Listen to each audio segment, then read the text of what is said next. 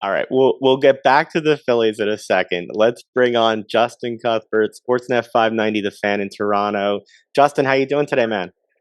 Hey, I'm pretty good. How about yourself?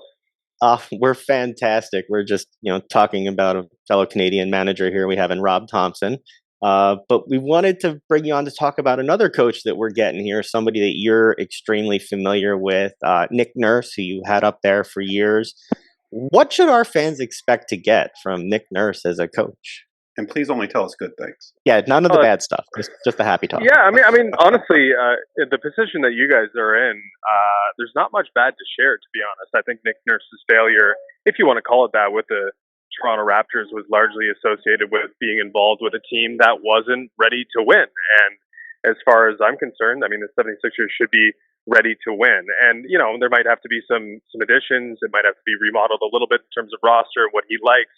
But he's the type of guy that doesn't really have that like developmental switch. He's the guy that wants to push and push and push.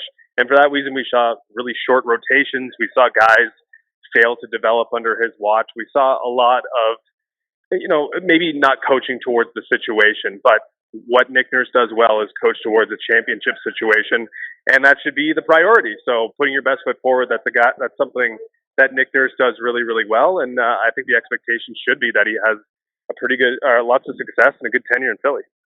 Okay, Justin, you just made me nervous though. See, so one of the things that we had an issue with, if anything, with Doc Rivers was whether or not he could develop young talent, including Tyrese Maxey. And so Nurse is coming in here, and let's assume Harden doesn't stay. There's going to be some necessary development of younger players, from Springer to Maxey, who he has talked about and how he wants to develop them. And this is a guy who came from the G League. What was the issue as far as what you would see up there, as far as him not being able to develop young talent?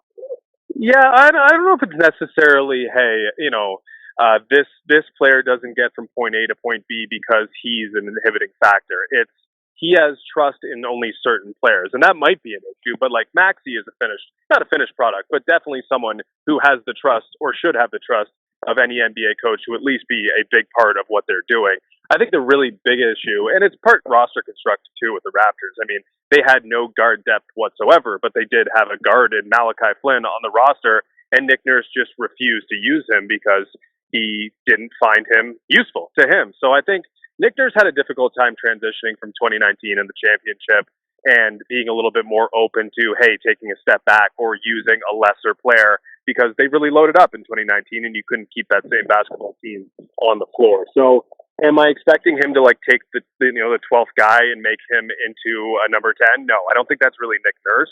I think what Nick Nurse does really well is take what's useful to him and put the best product out onto the floor. And that might mean a couple guys lose their spot in the depths of the rotation. But like in terms of like mishandling Maxi, I would not be necessarily concerned with that. But if there are a couple guys who maybe need to take a leap and they need playing time to take a leap, well then maybe you get into trouble there. And that was one of my concerns with Doc is sort of not playing the young guys so much. Doc talked in the playoffs though about how the Sixers went back to playing hero ball. I had complaints about the offense that they ran the whole time that he was here. Jeff will tell you I regularly complained on the radio about it.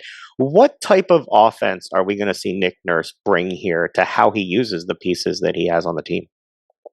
Yeah, I think that might be one of the criticisms too of Nurse because I've never thought that it was like overly complex, overly thoughtful. I mean, I think he relies on his guys even in like pretty specific roles, like Pascal Siakam. It kind of devolved into something that just worked around him. He really challenged Scotty Barnes to be maybe more than he could be. And I think he didn't have an abundance of shooters. I mean, let's be honest, the best 3-point shooter for the Raptors this past season was Fred VanVleet, and he took a step back. But he just didn't have all the tools that he needed, and I think for that reason he may have relied on his top guy and top guys a little bit more than he should. But when we saw a legit team, a legit championship team 4 years ago in 2019 where he had a lot of pieces, it was a lot more sophisticated, or at least it seemed. And I think the trust issues sort of really got in the way of his success down the stretch. But it's kind of hard to be too critical of what we actually saw on the floor because I think personal issues and maybe the end being pretty obvious here in Toronto sort of disrupt what was happening, at least in the final season. But I think Nick Nurse, when given pieces and when given some outstanding pieces, like you have with Joel Embiid in Philadelphia, I think he'll find a way to really, really utilize that. And I think he's going to have the tools he didn't, at least in Toronto, certainly in the last couple of years of his tenure. I mean, just having some semblance of shooting, it makes the situation a lot different than it was in Toronto. You know, one of the tools that's been at least noodled around here is the idea of potentially letting Harden go and somehow working out a deal so that Fred VanVleet can come here and take his place. From what you saw of their time up there together, we've heard that they had a good relationship, a very good relationship. What have you heard about that relationship, and how do you see VanVleet fitting in with potentially Embiid and Maxey? Other than it being a very smart backcourt. I think he would fit in wonderfully. It's kind of hard to parse out exactly what was happening because there was clearly some toxicity, some culture issues, some problems within the team structure, whether it was coach and players, player on player. There was definitely some issue, and it was hard to really figure out where Fred sort of, where he was and all that, whether he was kind of dealing with player on player drama or player and coach drama. But I think what we've learned since, the last couple of weeks of the season into the off season here, that Fred and Nick didn't really have an issue. And in fact, the extension of the coaching staff, which we thought Fred was kind of more true than it was anything else. I think Fred would be an outstanding addition to Philly. I'm actually kind of cheering for that myself because I want the Raptors to descend into a full scorched earth rebuild because I think that's the best thing for them to do. And unfortunately, that doesn't include Fred, who's been one of the better Raptors of my time covering the team and watching the team. So I think Fred and Nick have a really good relationship. I think they can work extremely well together. I think what Nick Nurse wants to do, if you have a guy like Fred around, can really, help that sort of permeate through the entire roster because he knows Nick so well and had so much success with Nick Nurse. So I think Fred and Joel Embiid would form a really, really strong partnership, and Nick would be able to kind of get his message across and get through to the guys a little easier if he had a guy like Fred who really knows what the expectations are. Are you really asking for the Canadian version of the process? Yeah, be careful what you wish for, because now that the process is done here, we're arguing about whether the process. Ben Simmons might be available if you want him to start your process with. Well, I'm just asking for process, right? Like there are 30 teams in the NBA, and I think maybe 27, 28 at least. We know exactly what they're trying to do. I don't have a clue what the Raptors are looking to do right now, whether they're looking to really tear it down to the studs or convince themselves that they can actually compete. But with their current roster, I mean, we're talking about maxed out in terms, we're going to have to pay into the luxury tax. We're not going to be able to keep every single free agent on this roster as it's currently constructed. And yet they were a team that finished outside of the top 8 and failed to get in through the play-in. So I just feel like they need to actually take action. They need to be decisive. And really, they haven't shown that. And they have no signs of really wanting to do that. They want to keep their guys. And the guys that they have right now got them nowhere last season. Well, and then if we look at the flip side of the sports, you got the exact opposite going on in hockey, where we don't know what the Flyers are doing. It seems like they're going to tear it down now. The Leafs had a great season that ended too short for you. What are the Leafs going to do up there as we keep hearing rumors here that the Flyers may shop Carter Hart? Yeah, it's anyone's guess to really what the Leafs are planning to do. I mean, I think run it back is sort of what they're going for when it seemed like they couldn't. It was like, okay, so we've made one change. We got rid of Kyle Dubas. We got Brad Treliving, and that's really good enough because we got a good team and we have really no excuse to. And I think this is a lot of self-preservation happening in Toronto right now.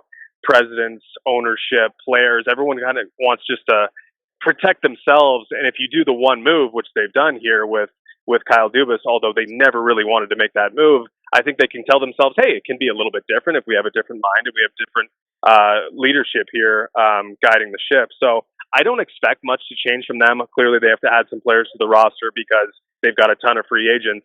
But their direction is maybe not as decisive as it should be, at least in a backwards direction, or to try and change things up. As for the Flyers, I mean, I think it's pretty clear, like, Danny Briere is going to take his time here, and that's what you do if you're a new GM, because if you take your time, you can be in that self-preservation vein where you don't have to have that pressure to win immediately, although that seems to be omnipresent in Philadelphia. But he can take his time. He can trade away some picks. That's the easy stuff. Trading away Ivan Provorov, That's the easy stuff. What's hard is to be a good team and to get better immediately. And I think for that reason, taking that simple, slow, methodical, tear down approach, probably the best for Briere in terms of longevity, but probably best for the Flyers overall. Is there something we can do or something you can give us if we do trade Carter Hart? Would that be an answer for the Maple Leafs to have that kind of goalie? Well, it's interesting, right? I mean, the Maple Leafs have been gambling. It's basically been lottery tickets with the goaltending position the last couple of years, and it hasn't necessarily worked out for them. I mean, if you're talking about continuing to gamble, I mean, I think Carter Hart is a decent gamble. I think it's a better gamble than Matt Murray. I think it's a better gamble than Peter Mrazek. I think it's a decent gamble, but they've got to be sure. And Scratcha, living in his time in Calgary, he was dealing with, the bugaboo that was trying to find quality goaltending, just like it has been in Toronto. And I feel like they need and they will search for something that's more concrete, something that's more dependable. And while I still believe Carter Hart, who's supposed to be the guy carrying the torch for Canada in terms of international play, can still be that guy, and I think a change in scenery will help him, I just don't know if you can continue gambling on that position if you're the Maple Leafs, even if it might be difficult to get a sure thing in there with the cap situation that they have. All right, I got to ask you about one more contact sport. So we go from hockey to golf. What is it about golf in Canada that you're tackling your stars?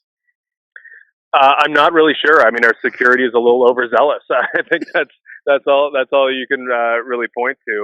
It was a hilarious moment. I mean, it was a big moment in Canadian sports.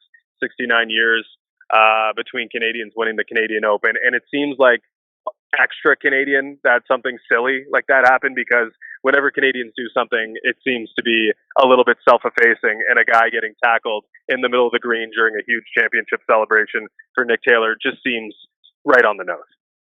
I love the 72-foot putt, the longest one in the past 20 years to win it. That made it for me. But the tackle and the celebration was beautiful. Look, we can't thank you enough for joining us on the show to help break it down. We hope we get to talk to you again when our sports paths cross a little bit. Justin, thanks so much for giving us a little time today.